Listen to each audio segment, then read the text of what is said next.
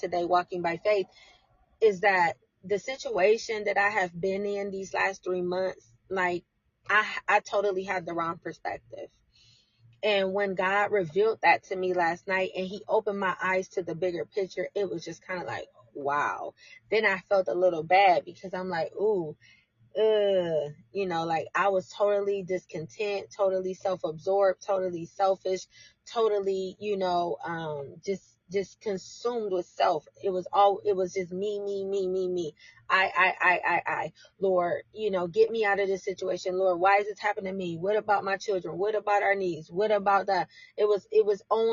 I'm like 99% of the time, that was what I was always approaching God with.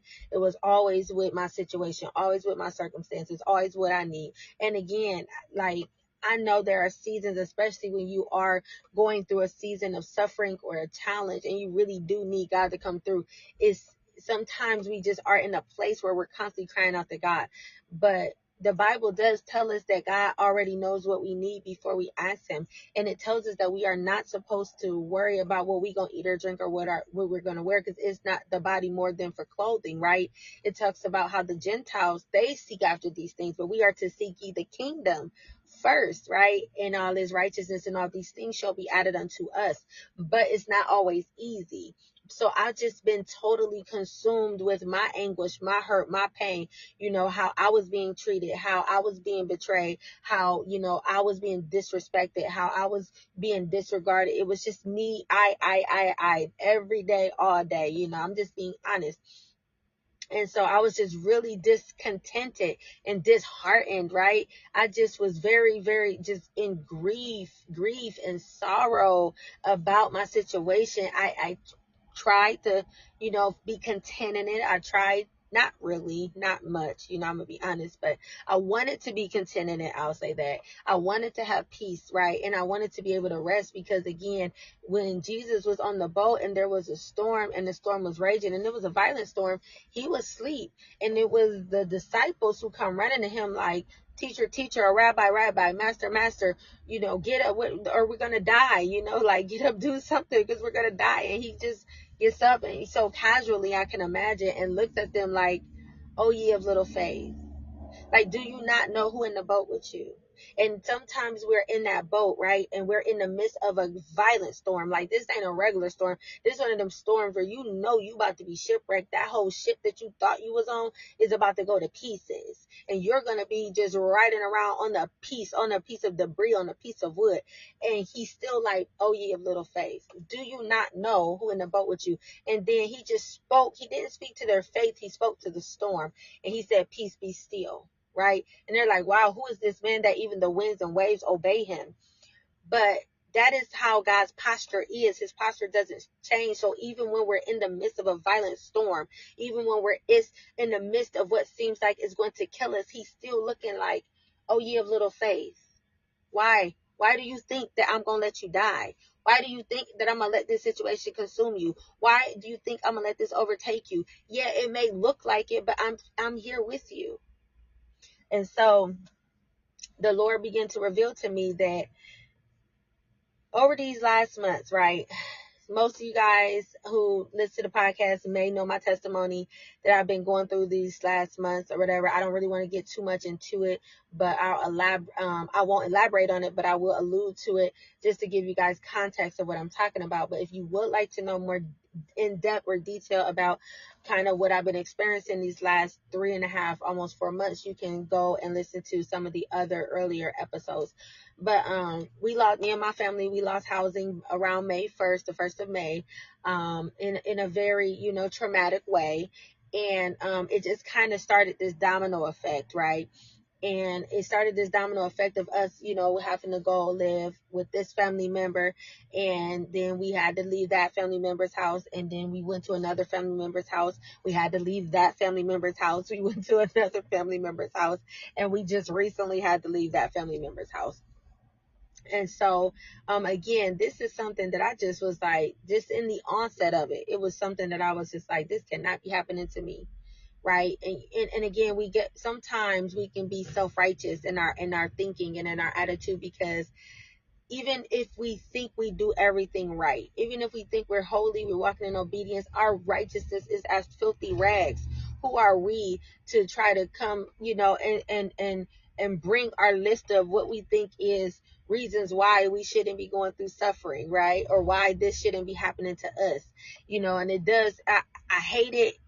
Not hate it, but I strongly dislike what I'm about to say, because this whole entire time that I've been going through this situation, I've been so annoyed every time somebody would bring up to me the story of Job. Like, you're in a Job season, you're having a Job moment, like you're going through, like Job, like you're sounding like Job. And I'm like, every time somebody say it, I'm highly annoyed, because I'm like, I don't want to hear about Job. I'm not Job. I don't want to be in a Job moment. I don't want a Job season, right?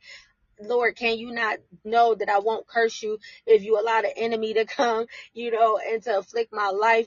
Can't you do something else, right? It's like, I didn't want to hear it because it wasn't comforting to me, and it just wasn't what I wanted to hear. I wanted to hear the Lord was about to take me out of the situation. I wanted to hear that my blessing was there and I was about to walk into, the fullness of my promises. I wanted to hear that this was literally about to change overnight, that I was about to go to sleep and I was going to wake up tomorrow and it's going to be, my whole life is going to be changed for the better, right? That's what I wanted to hear. I don't want to hear about Job. And I've had a couple of people tell me, you need to read the book of Job. And I totally did not. I was really wanted to rebuke that. Like, no, absolutely not. Get thee behind me, Satan. Because I just was trying to totally avoid everything about Job, because I have read some of the story of Job and I know a lot of kind of what had happened and what he went through. And I just didn't want to read it because I was already going through my own suffering. I didn't want to read about his suffering and all that he went through.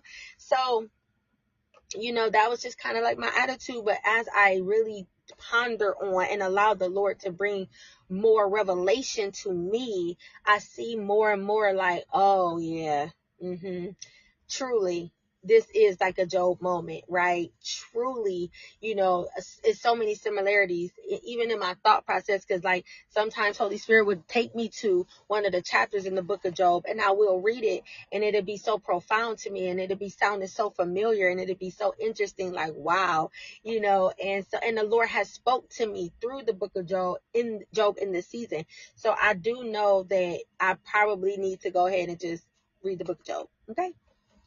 But nevertheless, being in this situation, going from family member's house to family member's house, being, cast out, put out, having to, just experience things that I never in life thought I would experience. I really was mad, right? I was angry. I was mad. I was bitter about it. Like I just really was mad at God. Like, how dare you allow me to go through this? And see, me, I'm honest. I'm transparent. Some people may not say that. Some people may not be honest to say, but that was my attitude. And so I just kept reminding God, or bringing before God, like my list of why it shouldn't be me. Lord, I do this, I do that, I do this, I do that. And not realizing he is so holy. If I try to live perfectly, it's still filthy before him, right?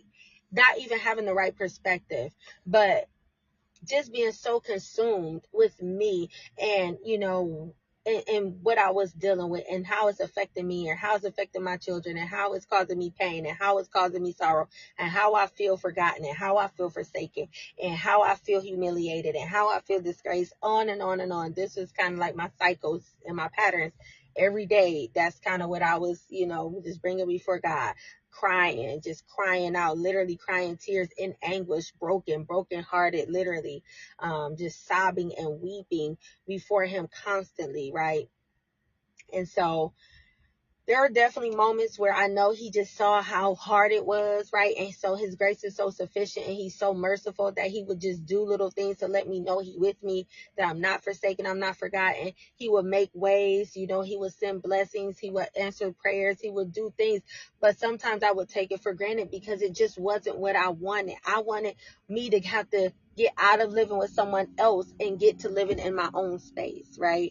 That's what I wanted. I wanted to be out of a situation where my finances, were not, scarce and I was back in abundance, right? I wanted to get to that place. I didn't want to continue to, endure, right? the pressure or the uncomfortability of being in the situation I was in.